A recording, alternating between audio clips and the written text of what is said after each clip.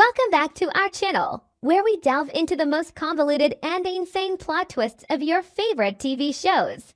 Today is a great day to unravel serious mysteries, and we have a massive amount of chaos to dissect starting next week. See if we share the same thoughts, or if you have a better idea, leave it in the comments. Grab a snack, sit down, and let's dive into this madness. A suffocating blanket of dread has descended upon the glittering world of the social elite, violently colliding with the grim, unforgiving reality of a sprawling criminal enterprise. The intricate and highly dangerous plasma ring conspiracy has evolved from a shadowy whisper into a monstrous, all-consuming entity that threatens to drag everyone into its lethal depths. The atmosphere is thick with an inescapable sense of impending doom. A palpable tension that suggests the fragile facades maintained by these characters are on the absolute brink of total annihilation. Every hidden motive, every whispered secret, and every desperate gamble is about to be dragged into the unforgiving light, promising a catastrophic fallout that will leave behind a trail of irreversible destruction.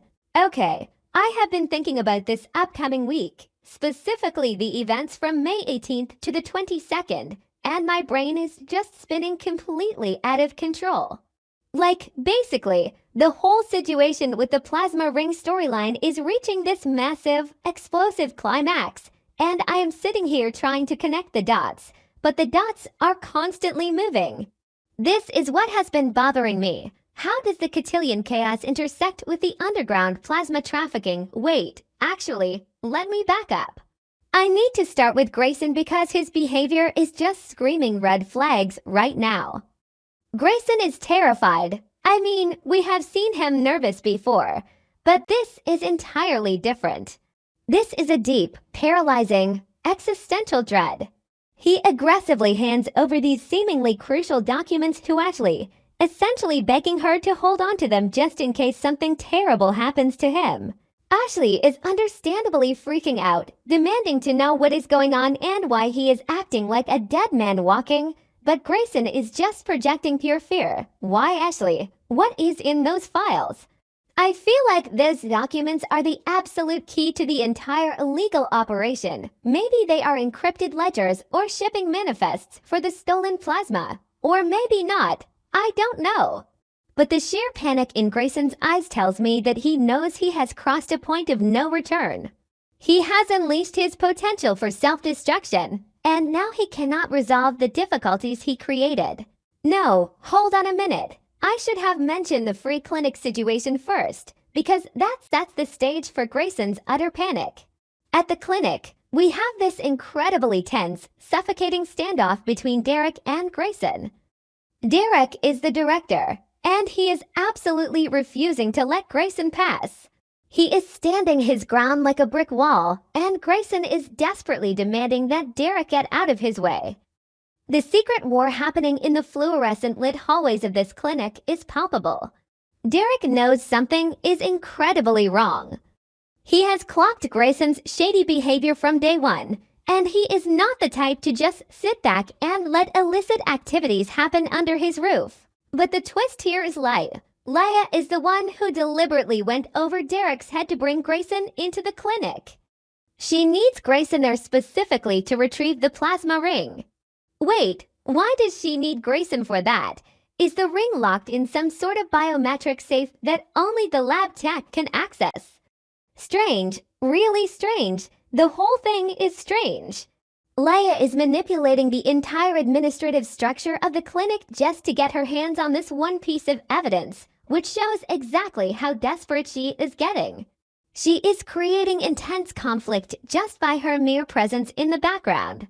Okay, wait a minute. Let me say that again. Leia is desperate, but is she sloppy? That brings me to the absolute most insane part of the promotional footage, the Rashad revelation. So Jacob has been deep undercover as Rashad, the courier, right? And Leia finally catches up to him. She coldly orders him to lift his hat. She demands that he reveal his face. And when he complies, the realization hits her like a massive freight train. She sees Detective Jacob Hawthorne. But here is the thing that is driving me completely crazy. Did Laya actually just stumble upon this by accident, or did she already suspect him? I mean, think about it. The underground plasma trade is a highly sophisticated criminal enterprise. They do not just let random couriers walk around with critical assets without heavily vetting them. I feel like someone must have tipped her off. Someone leaked Jacob's undercover identity to Laya, but who? Who has that kind of access to both the police department's undercover operations and the plasma syndicate? Could it be someone inside the precinct, a dirty cop? That would explain the intense internal conflict Jacob has been facing. He knows he cannot trust his own team. Actually, no, maybe it wasn't a leak. Maybe Laya is just incredibly observant, or maybe Jacob slipped up and broke character. But why would Jacob continue to play the role of Rashad even when he knew the heat was turning up? He must have known he was being shadowed by her people. Is it sheer arrogance? Does he think he is invincible just because he has a shiny badge? Or is he trapped by his own ambition? Maybe the plasma ring is literally the only piece of physical evidence that connects this entire shadowy network to the actual kingpins. And Jacob knows that if he abandons the Rashad persona, the ring disappears forever. He is willing to risk his own life for this one piece of evidence. It is a classic sacrificial move, but it puts him in an unbelievably vulnerable position. The psychological weight of playing a hardened criminal while trying to uphold the law is tearing him apart from the inside out. And now, he is staring down the barrel of a gun, literally. Because the footage ends with a gunshot, a loud, echoing gunshot, followed by absolute, unadulterated chaos. And this is where my mind just completely fragments into a million pieces. Who fired that shot? Was it Jacob, acting in immediate self-defense because Laya pulled a concealed weapon on him? Or was it Laya realizing that her entire operation is compromised and deciding to eliminate the threat right then and there? But wait, what if it is neither of them? What if there is a third party lurking in the shadows of that alleyway? If someone leaked Jacob's identity, maybe that same person set up this confrontation as a deadly trap. A trap designed to eliminate Jacob before he can expose the truth. The whole setup feels way too perfect. Laya demands he lift the hat, the identity is revealed, and boom, gunshot. It feels heavily orchestrated. And look at Laya's reaction right after she recognizes his face. There is panic, pure, unfiltered panic. Why is she so panicked? I know I just said she might shoot him, but listen to me. If she is the ultimate mastermind, she should be cold, calculated, and ready for anything. The fact that she is panicking suggests that maybe she isn't the one at the very top of the food chain. Maybe she is terrified because she knows that if a police detective has successfully infiltrated her operation, the real bosses are going to kill her for her gross incompetence. There is something much more terrifying than Jacob's true identity lurking in the background of this plasma ring storyline. What am I saying? Oh, right, the death prediction. The spoilers explicitly say someone is going to die next week. If it happens during this specific standoff, who is the victim? It cannot be Jacob, right? He is the main detective on the case, or maybe it is. No, that would be too abrupt and frankly terrible writing. Could it be Laya? If Laya gets caught, or if she tries to run, maybe Jacob is forced to shoot her. Or maybe the mysterious third party shoots Laya to silence her before she can cut an immunity deal with Jacob. The internal conflict here for Jacob is massive. He is a good cop. He does not want to execute an unarmed suspect in a dark alley. But if she runs, and she takes the ring with her, the entire case completely collapses. Let me pivot completely because I'm ignoring the other half of the drama, which is equally stressful but in a completely different aesthetic. The Cotillion, the grand debutante ball. We have Samantha, Jessica, and Tyrell, and they are surrounded by this suffocating atmosphere of forced elegance and high society expectations. Nicole, acting as the voice of tradition, is up there announcing the debutantes of 2026, and everyone is wearing these gorgeous, expensive gowns and perfectly tailored suits, dancing gracefully. It is all so pristine and beautiful. But underneath all that silk and tulle, there is this boiling, acidic tension. Samantha is incredibly anxious. She is terrified of this family tradition, but she is also dealing with a much more immediate, horrifying problem. Donald is missing. Where on earth is Donald? Vanessa and Martin are practically vibrating with worrying.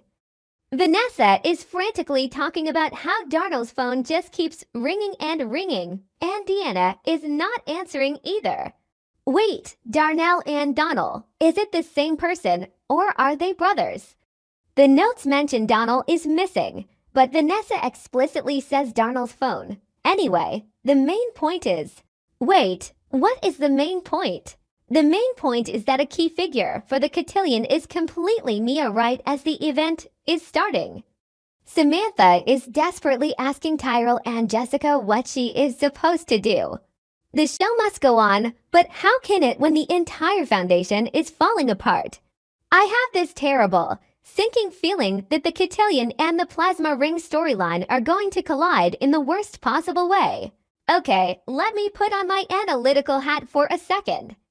The narrative juxtaposition between the Free Clinic and the Cotillion Ballroom is, like, a classic dichotomy of class and corruption. You have the sterile, high society environment of the Dupree family tradition, representing light, order, and generational wealth. And then, literally across town, you have the gritty, dangerous hallways of a free clinic being used as a front for a black market plasma ring. It is a visual representation of the city's dual nature. But, basically, they are the same thing. Both environments are built entirely on secrets and lies. The Cotillion is hiding the chaotic reality of missing teenagers and broken families under expensive dresses, while the clinic is hiding a multi-million-dollar criminal enterprise under the guise of public health. I mean, not exactly, but something like that. The writers are trying to show us that corruption exists at every single level of this society. Or maybe not, I don't know. Maybe I am just reading way too much into the set design because my brain is trying to find a distraction from that terrifying gunshot at the end of the promo. What if the Plasma Ring Syndicate uses the Cotillion as a cover for their operations? Think about it, a massive influx of wealthy, influential people in one location. High security, but also a massive amount of distractions. What if the plasma ring exchange was supposed to happen right there at the Cotillion, and Donald accidentally intercepted the courier before Jacob could? No, that doesn't make sense because Jacob is the courier. But maybe Donald saw Jacob in his Rashad disguise near the venue and recognized him. If Donald recognized Detective Hawthorne dressed as a criminal, maybe he panicked and ran. Or maybe someone grabbed him to keep him quiet. The possibilities are endless, and my brain is just jumping frantically between them. And what if Grayson is the one who dies? I know I asked this already, but my mind keeps circling back to it. Grayson is the classic tragic pawn. He thought he could make some quick money or get some leverage, and now he is drowning in a secret war he simply does not understand. His anger at Derek at the clinic is really just psychological projection. He isn't actually mad at Derek. He is furious at himself for getting into this inescapable mess. He unleashes his inner turmoil on the clinic director because Derek is a safe target, unlike Laya or the syndicate bosses who would just kill him. If Grayson dies, his death is going to be the explosive catalyst that drags Ashley into the main plot. Poor Ashley. She is just standing there, trying to exist, and suddenly she is the custodian of the most dangerous secrets in town. Her negative reactions are completely justified. I would be screaming if someone handed me a literal death warrant in a manila folder. Grayson basically handed her a ticking time bomb. I am constantly doubting myself here. I build up this huge theory about a third-party shooter, and then I think, no, it has to be a direct, violent confrontation between Jacob and Laya. It is more intimate, more dramatically satisfying. But the mystery element needs to be maintained. The writers want us to be in a state of absolute confusion. They want us to feel the exact same panic that Leah felt when she saw Jacob's face under that hat. Everything is just so interconnected, but so incredibly messy. The pristine ballroom, the dirty clinic, the scared lab tech, the missing teenager, the undercover cop. It is a massive web of betrayals and impossible decisions. I am trying to analyze this objectively, but my emotions are just taking over. I want Jacob to succeed, but I am terrified he is the one who took the bullet. I want Samantha to have a beautiful debut, but I know the chaos of the outside world is going to crash through those ballroom doors and ruin everything. We are preparing for the worst, hoping for the best, but knowing that in this town, the worst is usually what happens. I guess we just have to wait and see, but my mind is going to be racing in circles until the next episode finally drops.